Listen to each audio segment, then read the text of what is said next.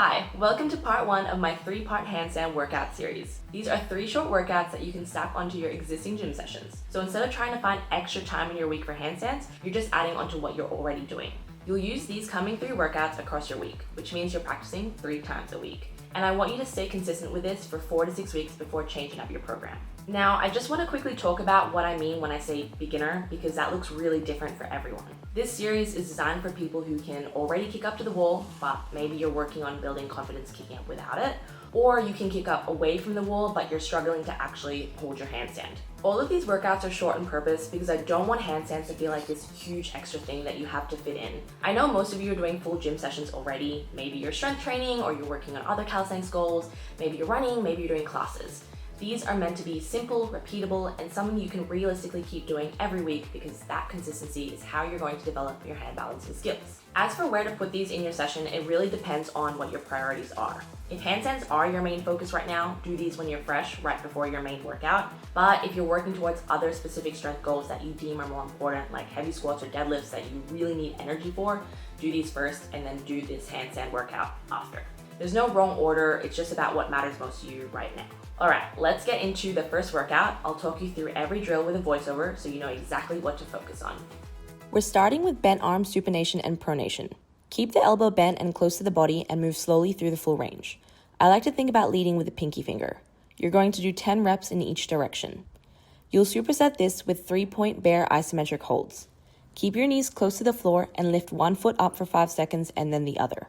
For your arms, you want to push tall with the supporting arm as you squeeze the shoulder blade back with the lifting arm. Rest for 60 seconds before repeating the superset one more time. Our first handstand exercise will be handstand shrugs. Depending on your confidence and strength, you might be completely straight against the wall, or you might be further away from it, or you might do these on a box. The main thing is to focus on keeping your shoulders aligned over the middle of your hands. Keep your arms straight and focus on just moving through your shoulder blades. Elevate as much as you can and then depress as much as you can. Don't rush this movement. Grip the floor strongly and maintain tension in your shoulders as you explore your range of motion. As someone who's working on their one-arm handstand, I'm telling you that you always have more range than you think you do. The main takeaway from this is understanding how to push through your shoulders as handstands are a vertical push. You're going to do 3 sets of 8 to 10 reps with a 90-second rest in between. Then you're going to move on to heel pulls. You'll do 3 sets of 30 to 45 seconds. Think of this as a time cap so you don't have to be on your hands for the whole set. You can come down and rest as needed. The main aim here is to press your fingertips hard into the floor. This is teaching you how to use your fingers as a brake to stop yourself from over-tipping in your handstand.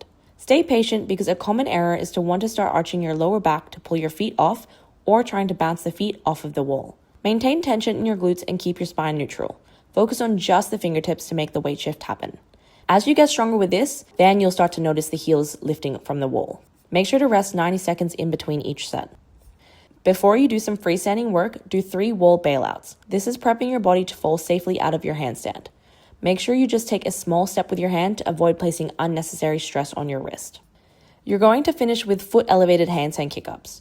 Each set will have a 60-second time cap and then take a 60 to 90-second rest between your sets. Do 8 to 12 sets. The lower the elevation, the more dynamic the skill, so you can start off on a higher surface to focus more on how it feels to stack your hips over your shoulders while gripping the floor with your fingertips. Depending on where you are at in your handstand journey, you can start on a higher box and then move down throughout the sets depending on how your balance skills are feeling in the session. With these, I like to either come up in an L or I like to pull the back knee into my chest. Use this time to play and see what works best for you. And that's it for today's workout. I'll see you in part 2 of this series.